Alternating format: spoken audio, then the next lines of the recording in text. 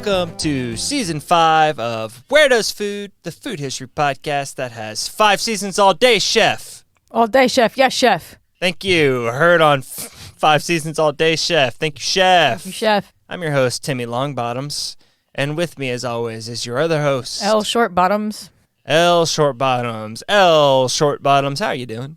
Hey, about a swing. We're doing pretty good, Tim. How are you? I'm doing fantastic. I've had 2 beers. Oh, great. Okay, yeah. We've got a little... Doing fantastic. We've had 2 beers. It's a good Little night. mixy. We started season 5, Wow. which is It's big banana. hype. Yeah. That means new music at the top, new stings, new music at the back end.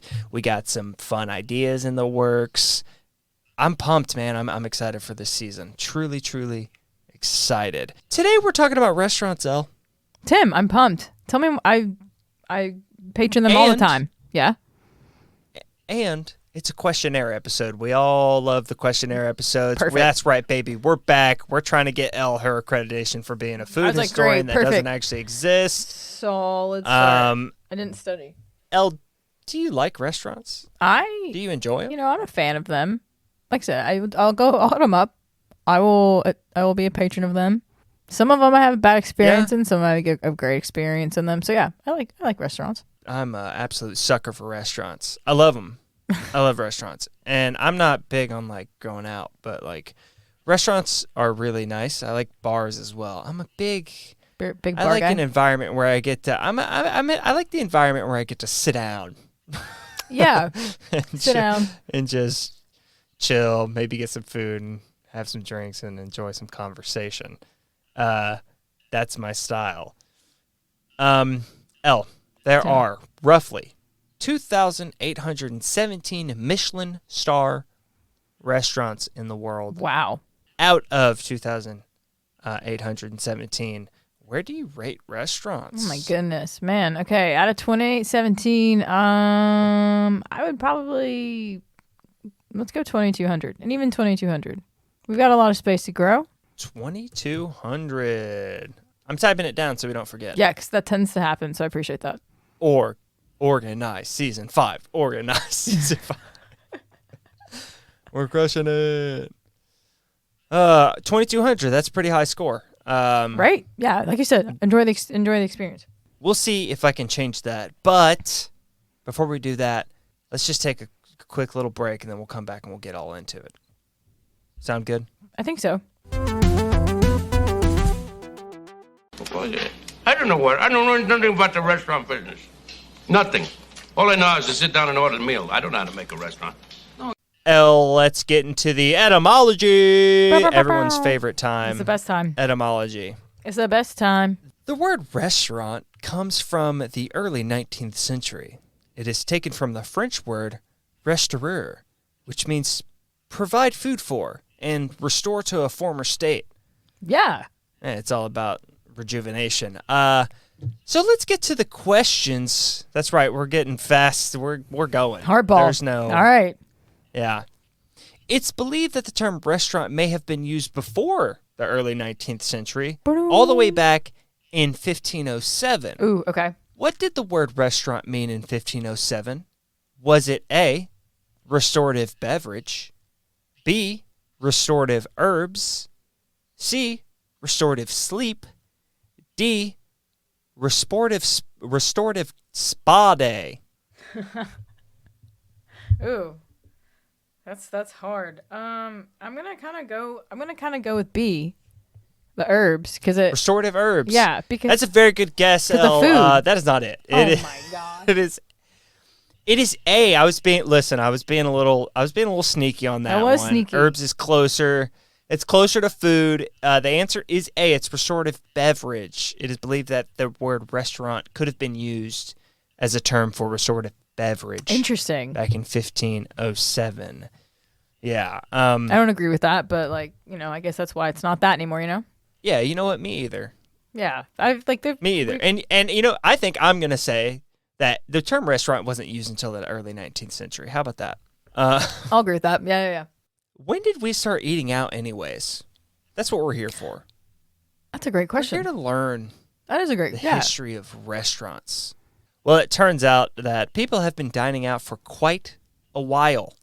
A very early precursor to the restaurant is mentioned in a 512 BC record from ancient Egypt. It served a single dish. It was a plate of cereal grain, wildfowl, and onions. Another precursor is an establishment in ancient Greece and Rome Of course. that sold ready-to-eat food and drink. Oh. Those establishments were known as Thermopolium, Thermopolium. I don't know. That sounds, I mean, Do I look like Ro- an ancient Greece and Rome do I doctor? look What- Roman to you? Do I look Roman to you? Kind of, actually. They were most used by people who lacked private kitchens. That's to say, poor people. Shout out to the peasants. And that tended... We're peasants, by the way. That tended to be people in the cities, which we both live in. We both live in a city. And to date, there have been 158 Thermopolium identified in Pompeii throughout the town. The Romans also had wine bars that Oh, offered yeah. simple foods known as papina. The papina were, or papinae, as apparently it's also referred to as, were known as places for lower class citizens to mingle. So you go up, you got some ready-made foods, got some booze, Hang out with the homies? hang out with the homies. Sounds like a great time, man. Okay. You know what I mean? At the 40s, you know, you're chilling out and a good time. Yeah, so that's some of the early precursors. Now that's not the most restaurant-like.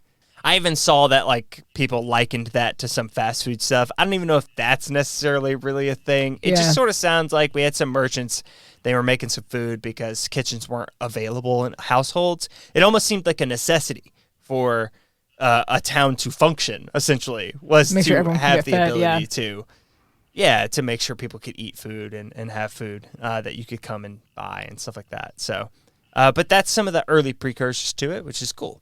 Some of the first establishments that would be recognized as restaurants started in 1100 AD in China.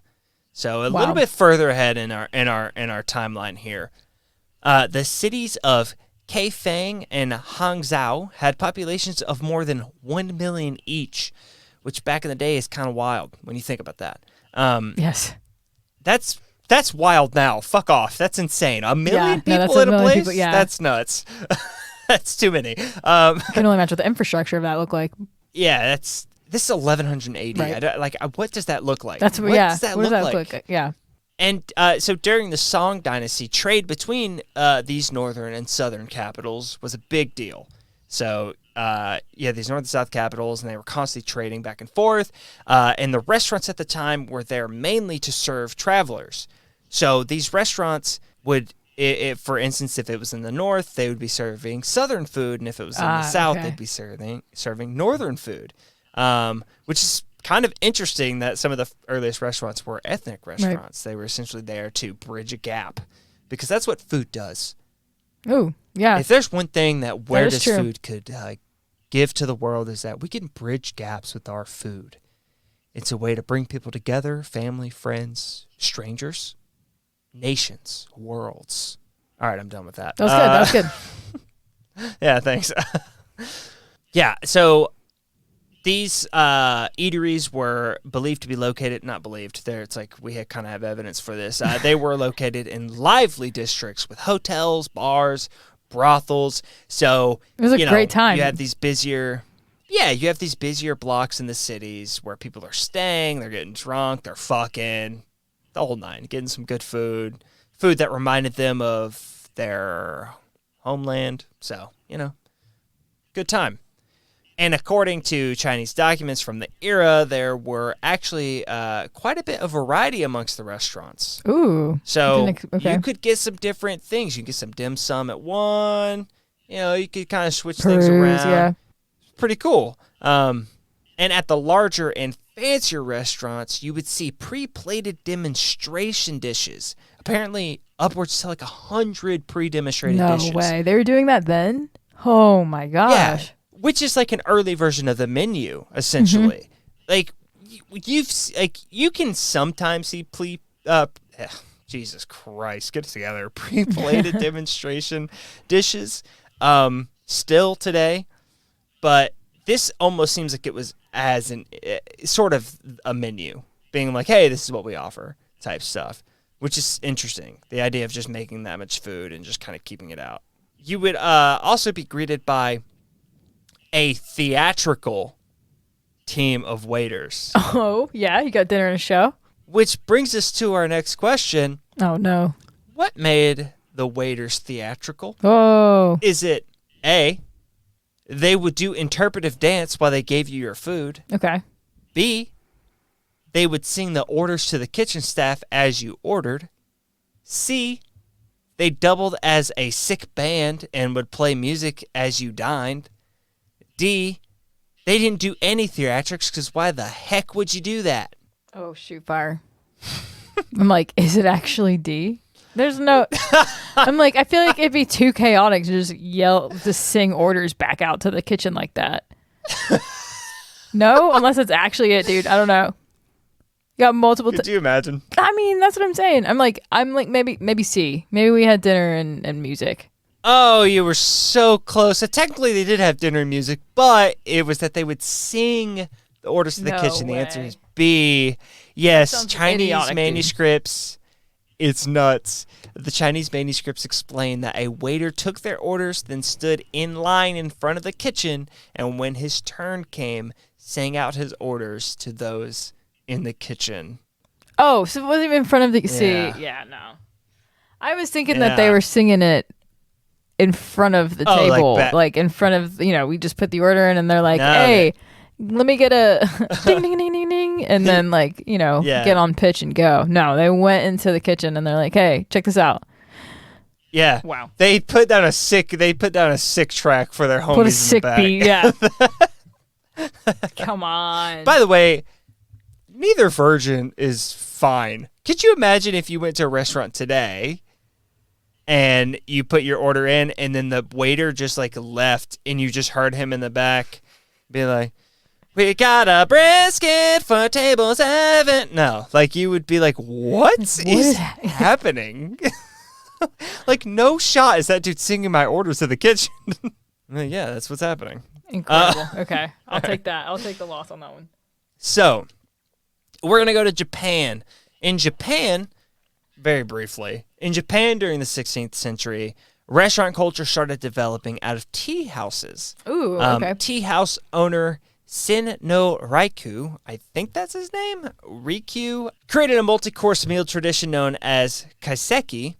This meal would have tasting menus, and it was crafted to tell a story of a particular place and season. Raikyu's grandsons expanded the tradition to include specialty serving dishes and cutlery to match the food being served. Wow. Okay. So pretty cool. Back in the Quite 16th the experience, century, yeah. we're getting some experience Culinary, hanging yeah. in. I mean, that's this is someone taking their time and curating an experience for their guests. I mean, it's a big deal. That's kind of nuts. So, Europe. Let's get there. West. Around the same time as Japan, as you can imagine, Europe has a big role to play, specifically France. Of course. Around the same time as Japan, during curated dining experiences, a popular communal family-style meal was popular in Europe. This type of meal was eaten in public with friends and strangers and served only once a day at 1 p.m.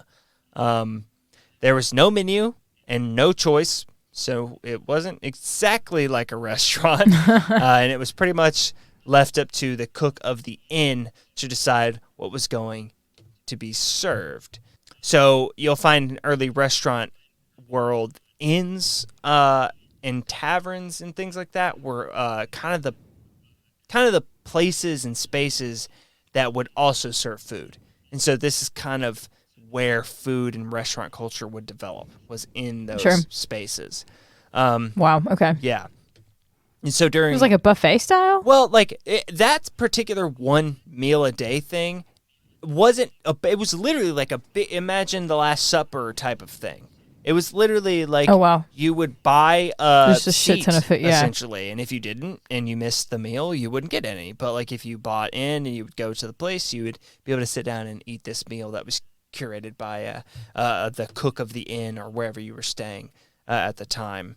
And during the Middle Ages and into the Renaissance, inns, like I said, were typically the ones to offer food alongside a place to stay, and alcohol, and also these communal meals. So that's kind of what their purpose was at the time. Mostly used by peasants at the time, obviously. Again, Of course. not yeah. every place had kitchens. So when you're talking about being able to get a meal and going places to get a meal, it's going to be... This is where you're going to be able to You do don't that, have yeah. cooks to make it for you, so you got to go No. do that. Yeah. Yeah, and in Spain, these types of places were called bodegas. No Yeah. way. What? Yeah. Okay. Yeah. That's fun.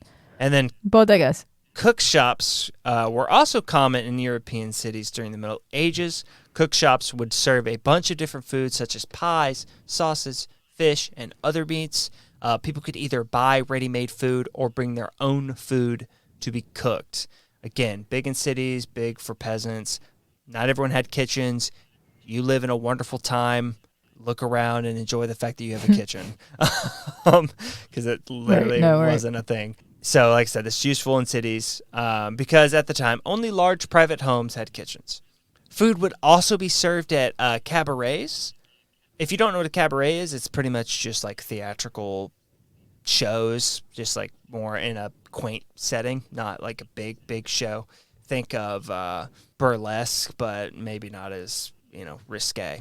There you go. Okay. Yeah, but there's, dancing, stuff like that. So food was popular, served in cabarets. And there was actually, cabarets became a really big focal point because at a cabaret, you had a table with tablecloths, and people were charged for their choice of dish rather than by the pot, which was traditional at the time. Oh, that You'd is be it. charged Yeah. by this big portion as opposed to being able to choose like an individual dish. So there was a specific niche that the cabarets played in the development of what would end up becoming a restaurant for the European world. Wow. That shift. Yeah. Which, oddly, the two worlds not connected, it doesn't seem like they had any influence, at least for what we know now.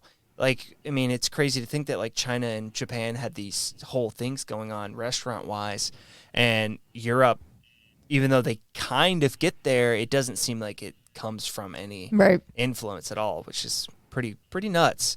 I mean, we're almost used to the complete fucking opposite, where it's pretty much through trade and war and shit like that, you develop things as it goes along. But this is, at least to what we know, is not the case.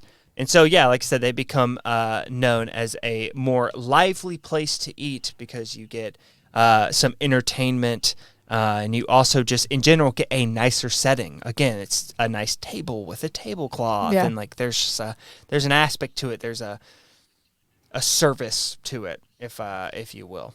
So, cafes, by the way, there were cafes. Cafes. Yeah, there were also cafes that existed at the time. We've mentioned this in the coffee episode for sure. Sure. 1672 is when the first cafe opened in Paris, and by 1723 there were nearly 400 cafes in Paris, which is pretty nuts. That's wild. Yeah, pretty Yeah. nuts. But their menus Explosive. weren't nearly as extravagant. Obviously, it mostly dealt with beverages such as coffee, tea, chocolate. As you've also mentioned on the chocolate episode, chocolate was actually Delicious. consumed as a beverage before it was ever consumed as a chocolate bar. We've talked about chocolate. Go check out that episode. We mentioned that. Yeah, so I mean it. But that's kind of what cafes were for. It was for you to drink all these different things, and they would Delicious offer things. some, some pastries, things like that, but nothing too insane. But it should be mentioned, No. cafes and tea houses, as I mentioned earlier, they were places where you got to sit and enjoy each other's companies and maybe have a little small Yeah. bite. So, France, as I mentioned, France. has a deep history with restaurants. Do you like my French accent? Yeah, I did absolutely expect nothing less Yeah. from the food capital of the world, right? Yeah. Allegedly. I think we know at this point. The first French restaurants to open were based around being health food shops and sold a lot of one particular dish known as bouillon or a bone broth. I'm sure you've heard the word No. bouillon before. What? Yes. Yeah. That is just Like a chicken bouillon. yeah, it's just a bone broth traditionally. Mm-hmm. A consommé, if you will. Oh, Yeah, so yes. it's just a and obviously, listen, we still believe. Well, I think we kind of know that broths are good for you, and we still believe in that type of stuff. Yeah, but absolutely. back then, it was a big deal, and that's kind of where the first restaurants came from. Were these quote unquote health food shops? But before we dive further into that, Sure. on to our third question, Elle. When did the first French restaurant open? Was it A, 1765 or 1766? History's tricky. Was it B, 1799, the end of the French Revolution? C, 1789, the beginning of the French Revolution? Or D, 2016, the French actually have no food history at all and just recently opened up a restaurant for the first time. The entire world has been lying this whole time about their food prowess. D, obviously. No, I'm like kind of torn between what was the first date? What was A again? A was 1765 or 1766. Like I said, history is Okay. interesting. B is 1799, which is the end of the French Revolution. And C is 1789, which is the beginning of the French Revolution. Let's go with A. A is the correct answer. Wow. Who would have thought? Yeah. Wow. You see those streamers going? While it was believed at one time that the first French restaurants popped up after the French Revolution due to out-of-work gourmet chefs of the guillotined aristocracy, we now know Oof. That's rough out here. we now know that the first French restaurant opened in 1765 or 66. Like I said, history's hard. But we believe the rise of the bouillon restaurant, as it was known, was due to the growing Enlightenment era among the wealthy merchant class in Paris. Wow. So they're pushing bone broth as like this is This is the story of a elixir of girl life. who got the ribbons round. Okay. on the whole DMCA. The idea is that you can show knowledge and sensitivity by not eating foods associated with the common folk, peasants, such as bread, sausage, and onion. Shut up. Oh my god. So, insert bouillon. How pretentious. Okay, yeah. On top of capitalizing on the Enlightenment era, they also functioned much more like a restaurant in the sense of having menus, nice seating, and they actually had some wait staff. Pretty cool. Yeah. That's new, yeah. This is also when chefs started taking the title traiteurs and restaurateurs. So they actually started to, and that's a hyphenated title, by the way. So they started to take on that title. And in 1786, as we creep further into that century, the Provost of Paris issued a decree giving the restaurant official status, authorizing restaurateurs to stay open, serving meals until 11 in the winter and midnight in the summer. Yes. So, and I know this sounds weird because we live in a society with like law books and a lot of politicians, but there's a point where like this was all just like families, right? Like monarchies. So they just like set decrees out and they gave statuses to things. So yes, it's interesting to read it is that way. But yeah, what they essentially did was say, you guys can stay open and serve people until 11 during the winter months and then till midnight during the summer months. And so that's how that worked. The first luxury restaurant in Paris was La Grande Taverne des Londres. Here's the deal. I don't speak French. Laundry? No, I'm just kidding. Here's the deal. I don't speak French. But does La Grande Taverne des Londres mean the Grand Lounge Tavern? Is that what that means? Because it sort of sounds like that's what It's that definitely means. what it sounds like. Um, But I'm like, that would make sense though. Wouldn't it? We've got this. We're the Grand Tavern. yeah. Come on down. It was opened the same year by Antony Beauvilliers, the former chef of the Count of Provence. Sorry if The I Count. Oh, yeah, okay. sorry if I fucked that all up, but I mean, it's French. I'm not good at that language. In many cases, this is considered to be the first true restaurant.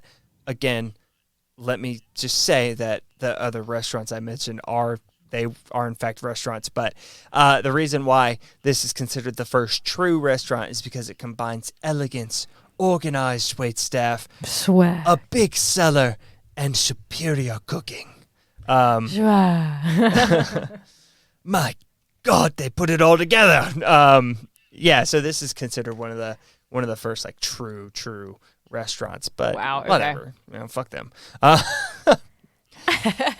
So, post the French Revolution, there was indeed a boom in restaurants. So, that old tale. Yes, post-war time. Yeah, okay. so the old tale that the first French restaurants came post French Revolution isn't necessarily on, no basis at all. It's just that, there were just a big boom. Yeah. influx of them. So, yeah, these out of work talented chefs, they had to create some money for themselves. So all their bosses just got beheaded. So now they opened up some restaurants, and to figure out some way to make money. yeah, that's what they did. They started opening up restaurants. And I just that's kind of France in a nutshell, which is a big deal. That's a big deal. They It's like a lot. A lot they of things happen in France. created a fine dining experience. Like, I mean, we're talking mahogany tables, tablecloths, big cellars, good cooks, The wait staff. wait staff waiting on you, coming out and be like, hey, what do you fucking want?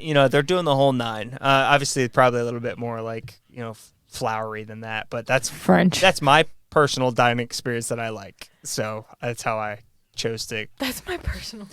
Hey, what do you Hey, fucking did the want? waitstaff What do you sing? fucking want? Get out of my face. That's my personal experience. Sounded like the lady from Monsters Inc. Yeah. Mike Wazowski. Yes. What are they selling? Now I'm just doing voices. I can't stop. So before we move on from France, I just want to note that they did create this system of restaurants.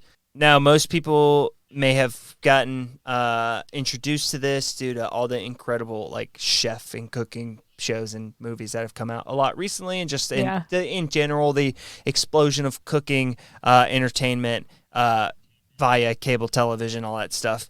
But in 1898, the Hotel Ritz in Paris opened.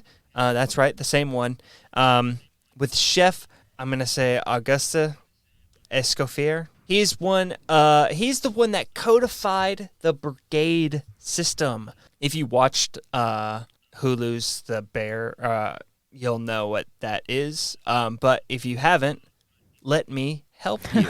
The brigade system is a way to break down things by course and assign to specific stations and chefs to maximize the team's efficiency. And when I say chefs, I just mean professional cooks, because that's what the term chef means, by the way. It just means chef. It just means professional cook. And it's a term of respect in when you're talking to other professional cooks. So when you hear people say heard chef, things like that, they're just giving respect to someone who has chosen to cook professionally. So the brigade system consists of chef exécutif, or executive chef, chef de cuisine, kitchen lead. Fun fact about this, executive chef and kitchen lead. So these two roles typically have merged into one. It depends on your restaurant. Ooh, okay. It depends on your restaurant. All this depends on your restaurant. So the higher and more fine dining you get, the more these roles come into play because you have so much going on. But the more you break down and kind of create more casual experiences, the less you need each individual task. Okay. Yeah. You don't necessarily need an executive chef and a kitchen lead. sometimes you can just get away with doing both. Like they can do the both at the same time. Not a big deal. Then there's the sous chef de cuisine, which is known as sous chef. Then there's the chef de partie, which is known as a line cook. Now, the chef de partie can be any line cook. Any line cook. It does not matter. There are more specific titles depending on, again, the restaurant, right? Like if you're a pastry chef, you're chef de partie, but you're like a patissiere, essentially. Like if you work on cold treats, it's glacier. So like you have your different roles, but you're all considered line cooks. You're all considered chef de partie. Then there's commis chef, which is junior chef. So again, junior chefs, if you have a kitchen as a junior chef, you're probably doing a lot. You're probably pretty functional, like very traditional type of French kitchen. I've never personally worked in a kitchen that has quote unquote junior chefs, so I have no clue. And then there's the plongeur, which is a dishwasher. Yes, they are part of the team and they deserve respect. As for the front of house, there is the wait staff, the busboys, the maitre d'hotel, which is the head waiter. Now, in fancy places, the maitre d'hotel is the go-to in your front. Think of it like a front of house manager almost.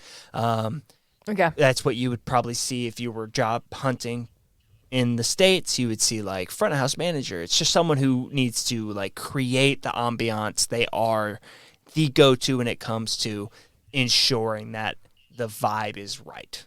And then you have the sommelier, which is a wine waiter. We know what a sommelier is. And then obviously depending on the type of restaurant, some of these positions may or may not be needed.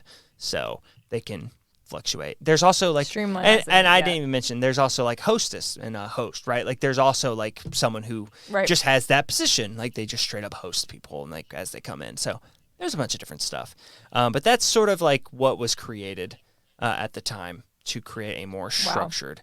Now, this brigade system has come under fire, actually specifically in the Bear, but just in general, there's been kind of a lot of this is just like in the world of restauranting. There's been some kickback on this stuff just because like it can be kind of harsh and cruel, and just like it kind of can dehumanize people. Oh wow. Yeah, it can get really intense and kind of weird. And food's a beautiful thing and doesn't deserve to be that. So yeah, I agree with that. I've never worked in like a hardcore French setting, so like I'm not gonna act like I have that experience. But from what I've heard and what I've seen and read, apparently it can just be like real tough. Which is a bummer because you're not gonna love every day in the kitchen. It's hard work, but like you should in general want to hope you can find some joy in doing that thing. People that want to work in food hate their lives half the time. So it's tough. So time to talk about the States. Yeah, United States of America. USA. It wouldn't be until the late 18th century that establishments would provide meals without also providing lodging. And that was really only done in the big cities, which is nuts. Wow. You kind of forget how young America is until you start looking at this type of shit. They popped up as coffee shops and oyster houses early on. We love that. Yeah. Staples. Yeah. Hey, we've talked about both. Go listen to them. They're good. Never stop plugging. The term restaurant didn't appear until the 19th century in the States. What the fuck? Young. At the time, these restaurants would take on their regional names, i.e. Eating House in New York City, Restaurateur in Boston, yada, yada, yada. But the number of restaurants would grow, and eventually we would get our very own fine dining restaurant in 1827, known as Delmonico's. Delmonico's? Okay. What is Delmonico's? To our fourth question, Elle. Oh, Tim. In what city was Delmonico's opened? Was it A, Philadelphia? Was it B, Chicago, Great American City? Was it C, Great American City, New York City? Was it D, it never had a brick and mortar and it was only an online restaurant? D. No, okay. It's actually just your favorite restaurant. and just like one menu item off that restaurant, and you just order that Yeah. one thing. No, I'm leaning towards B or C. C. You gonna say C? Could you read that off again for me? Yeah, need to double confirm my answer. New York City. Yeah, I'm gonna go with New York City. Good choice. The answer is C. Delmonico's opened New York. in Manhattan, and the menu featured wild game, fresh produce from a farm owned by the restaurant, and French-style cooking. And it actually remained open until very recently, where it shut down in 2020 due to the COVID-19 financial struggles. That's terrible. Yeah, it's pretty rough. It's pretty tragic. Yeah. Apparently, there was a fire early on in its life, but it opened up in a newer spot with like better digs in like the 1830s. And I mean, it almost shuttered a lot during its lifetime. I mean, of course, you'd have to. It's very old. Yeah, right. But we're going to fast forward a bit. Something that we've talked a lot about on this podcast, which is Prohibition. Our favorite. Something that I feel like we've touched on, but maybe we haven't talked a lot about it, is the fact that when Prohibition went into effect in 1920, fine dining restaurants shuttered due to the lack of alcohol sales, which helped balance their books. Fine dining restaurants are expensive to operate, and they would make more of their money on cheap alcohol that they could sell for decent pricing. You made a lot of your money back on that. Your food profit was higher. But unfortunately, when they didn't have alcohol to help their sales, they shuttered. And that would actually change restaurant culture in America quite a bit because more casual experiences took their places, such as the shifts, yeah. Cafeterias, road stops, diners. Yeah, we know all these. Obviously, luxury restaurants would make their way back in time, but it would be after the Great Depression, which we've talked about plenty of times.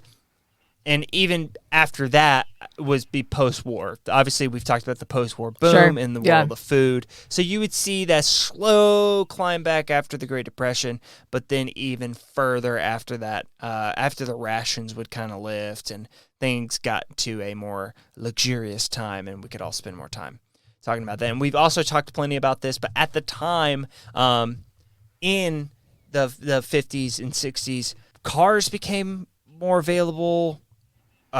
We started, housing started booming in the suburbs.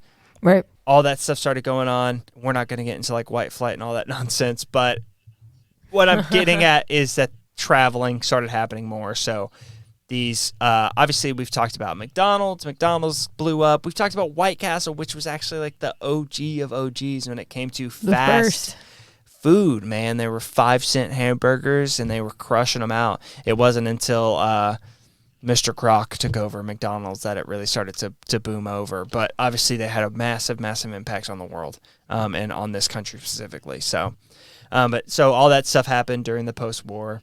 Obviously before, but just meaning explosion-wise. Definitely happened, yeah. And here's a big thing that happened in the States when it comes to restaurants. The Civil Rights Act of 1964 desegregated the country and caused a lawsuit to go forward involving restaurant owners. Not only restaurant owners, but restaurant owners were involved in it. But SCOTUS held that Congress acted within its power under the Commerce Clause of the U.S. Constitution in forbidding racial discrimination in restaurants. So, the Civil Rights Act passes. A suit goes against saying that, that was unconstitutional or whatever the fucking suit was saying. Essentially just being like, you can't force us to do this. And then the Supreme Court said they can't actually, the Commerce Clause allows them to. By the 90s, casual family dining chain restaurants became the dominant dining out experience in America. Wow. That's right, baby. We're talking Red Lobster. We're talking Chili's. We're talking Fridays.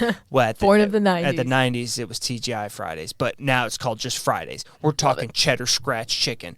We're talking about Ruby Tuesdays. We're talking about Orion Steakhouse. We're talking about, what's another one? Pizza Hut. Good Joe's Crab Shack. We're talking about the GOAT Olive Garden. That's right. We're talking about the Olive Garden. We're talking about the Olive Garden. That's right. You handle the podcast. We'll handle the Alfredo. Olive Garden. There you go. We're talking about when you hear your family. By the 90s, that they took over. Vin Diesel and Olive Garden took over. Family. Yes, thank you. No, they took over in the 90s. When you're here, you're Vin Diesel. And I think that can kind of, I think we can see, all those restaurants are everywhere all the time. Their popularity has faded a bit. We've kind of gone back. I mean, Sure, fast casual restaurants really rose to prominence in the aughts. And then especially in post-pandemic, in the tens. And yeah, now that we've gone through COVID-19 and all that stuff, you know, I don't know. The world of food is ever shifting and moving right now. People are wanting to shop more local. People are loving to dine local right now. Pop-up kitchens are real big. Ghost kitchens have gotten bigger. Ghost kitchens are kitchens where you operate out of another kitchen, but you sell different menu items only online. So you've seen a lot of those. I don't know. There's a lot of that stuff kind of going on right now, and we'll kind of see where that falls. I mean, the Tins had a big food truck boom that has kind of dwindled away. It's still a thing, but it's just not as it's not as big. No, there's tons of stuff going on, but that all comes off the backs of that, you know, I don't know how to put it, right? Like, it's just like making restaurants just a terrible, awful experience by making them the most boring thing on the planet. It's just like, but you know, I do like the Olive Garden. So, so fun fact, the breadsticks, breadsticks, fire's fuck. I don't care what anyone says. 3.3% of the nation's workforce is composed of restaurant workers. Fun fact. That's a lot of people. And before COVID-19, the NRA, the National Restaurant Association, estimated restaurant sales of $899 billion. That's right, Mr. Powers. That's what the B. $1 billion. Listen, holy cow, man. This is my restaurant episode. This episode was gonna be like too long. It was gonna be too long. No, this is not gonna be the end of restaurants completely. Whoa. We will like, it's not gonna be a two-parter. I'm not gonna have something right after this. That I am gonna curate a different type of episode that is very much heavily involved not only with restaurant food safety, but it's going to deal with trash created by the food industry and restaurants. But food safety in general. So it just isn't solely restaurant specific, right? We're not done yet. Because food safety deals with everything, right? It deals with our factories. It deals with all the manufacturing. It's same with food waste. But restaurants have that side to them as well. I just didn't feel like I wanted to get into that for this one because it feels more like it should be involved with that one. So I got stuff planned.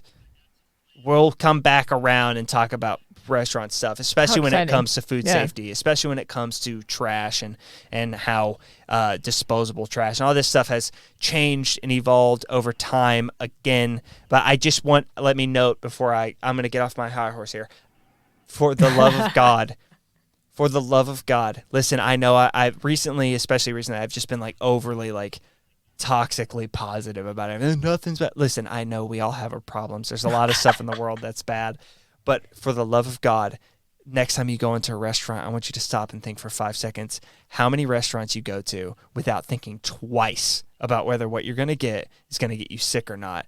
And I need you to I need you to live with that. Live with this thought of, wow, I can go 99.9% of the time, I can go to almost any restaurant right now in the United States, and you really, truly aren't worried about it.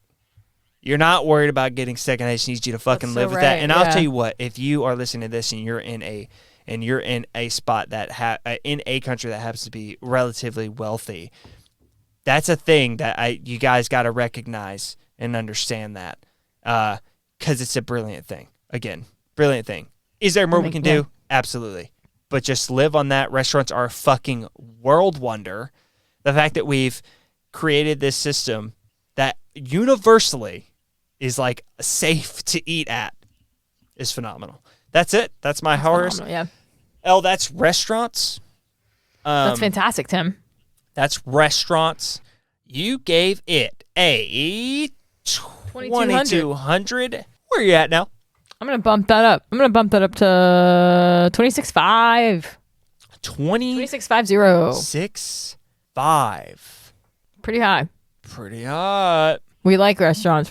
I'm I guess jumping the gun here. I'm pretty impressed about how and fascinated about how it started and how for the most part we were only able to have these massive meals at 1 p.m. If you were there, you're there. If you weren't, you weren't. If you did, and how that's morphed. And you had France and say, hey, pause, fine dining. What of it? Let's try it. Yeah. And then, of course, you talk about how it came back around when you're in United States, post-World War II, the boom, people have more money, people are back home. There's a state of prosper and immigration's happening, so people are opening restaurants that remind them of home, kind of what you said beforehand in Japan. Yeah. I believe, yeah. In North and South. So it's really interesting to kind of see how all of that came about and to what food is now and the state of it, and to your point, how it's ever evolving and seeing where it's going to be. Maybe not even in the next 10 to 15 years, but even in the next 5 to 7 years. Yeah. We're not doing the final thoughts thing. That was a season 4. That was a season 4 shtick. I'll come up with a new shtick halfway through this season, and we'll figure it out. But on par, yeah. I'll tell you what, guys. If you are listening to that music that just kicked in because it's the end of this episode of season 5, episode 1, that was made by me and Austin Martin. That's right. Austin Martin is cool. Austin Martin's here. He's back. He's in your house. The call's coming from in the house. No, he's guys, you can check him out on Spotify and Apple Podcasts under our Apple Podcasts. The fuck am I talking about? Apple Music.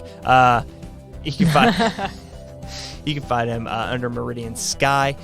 He's got some good stuff, man. He's fucking jam-banding out. No, he's doing great. He's fantastic. Guys, you can check us out on the internet. We're around, about, we live, exist. You can check us out on Twitter at Where Does Food. You can check me out on Instagram. You can check me at Tim_and_Winston. That's my Instagram. You can check Elle out at El Chapo with 3 underscores in between El and the Chapo on the Bird app. On the Bird app. Guys. Yep, still there. We are not on Anchor anymore. You can find us on Acast. Guys, you can check out. Didn't expect that, did you? You can guys check us out on our website at shows.acast.com/wheredoesfood. You can also become a member. That's right. We are doing a thing where if you pay $5 a month, you get ad-free episodes as well as a full day early. That's right. We release. Yeah, that's pretty cool. We're releasing on Tuesdays for the main feed, but if you fucking pay $5, we'll slip you an episode at Monday. A little something. That's right, a full 24 hours in advance. We'll get it to you. Don't you worry about it. Also, as far as the ad-free episodes go, you'll get ad-free episodes going forward. I'm also going to backlog all the episodes from seasons past, and I will upload those ad-free as well. So if you ever want to re-listen to the episodes but don't want to listen to me ramble on about things like fucking, energy drinks, you don't have to. You can just listen to that. So, yeah, you can do that at plus.acast.com/s/wheredoesfood. Guess what, guys? You don't have to remember that. You can literally look in the episode description or in our about section on pretty much any podcast catcher that you enjoy, because that's in our about section now. It's the website, our internet connections, and where you can become a member at, all there. So you can check that all out, again, in the podcast description or not. You can also check out the show notes in the podcast description. That will all be there as well.